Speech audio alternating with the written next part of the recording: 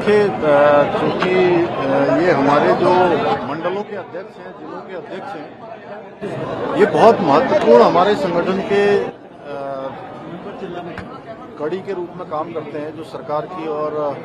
संगठन की चीजों को आम जन तक ले जाने का काम करते हैं, सरकार की योजनाओं को पहुंचाते हैं, वहां का पूरा फीडबैक देते हैं, कहां पर किस प्रकार की आवश्यकता है, और बूथ और पन्ना प्रमुख तक जिनके माध्यम से एक्टिवेशन होता है, तो समय समय पर इस प्रकार की हमारी बैठकें होती रहती हैं और सभी कार्यकर्ताओं ने लगातार, क्योंकि हमारे कार्यक्रम बहुत सारे कार्यक्रम होते हैं वर्ष भर, उन कार्यक्रमों में लगातार उनकी सक्रियता रहती है, तो इस प्रकार बैठकर हम लोग संवाद करते हैं। आज उसी संवाद का कार्यक्रम कांग्रेस के राष्ट्रीय अध्यक्ष खड़गे जी भी आज। देखिए, अब चूंकि चुनाव आ गया है, तो अभी थोड़े दिनों पहले उनके युवराज भी आए थे और अब अध्यक्ष आए हैं उनके।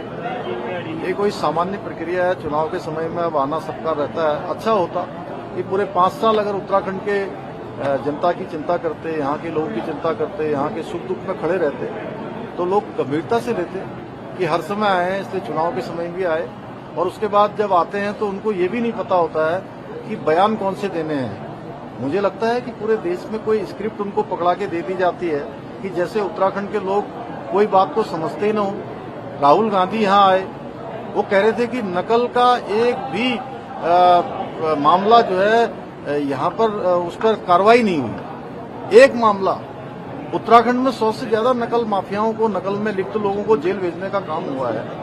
और पेपर लीक का कल मैं देख रहा था, उनकी पार्टी के प्रभारी हैं, शायद उनको भी यहाँ के नेताओं ने नहीं बताया, हालांकि वो लंबे समय से पार्टी की प्रभारी हैं, तो उनको ये जानकारी होनी चाहिए कि उत्तराखंड में किस प्रकार काम हुआ है। उन्हीं की सरकार के समय में पेपर लीक होते थे, कार्रवाई नहीं होती थी। हमारे पिछले 4.5 सालों में एक भी पेपर लीक का मामला नहीं आया। अगर कोई मामला केवल डेंट करने के लिए आया भी है तो उस पर सख्त कार्रवाई हुई है। देखिए, वो हमारा संकल्प है, भ्रष्टाचार मुक्त, जीरो टॉलरेंस, और कहीं पर भी किसी पर भी कोई भी मामला बनता है, कोई अनियमितता का मामला आता है, कोई लापरवाही का मामला आता है, सरकारी काम जो किया जाना चाहिए वो नहीं किया गया है, जनता का काम नहीं किया गया है, तो उस पर कार्रवाई होती ही है हमेशा, और इस पर भी हुई है। जमीन की बात की। देखिए, ऐसा है कि सर 2,500 पदों पर जो है सरकारी भर्तियां भी जल्द शुरू होने जा रही है, किस तरीके से रहेगा, क्या रहेगा? देखिए, हमारा संकल्प है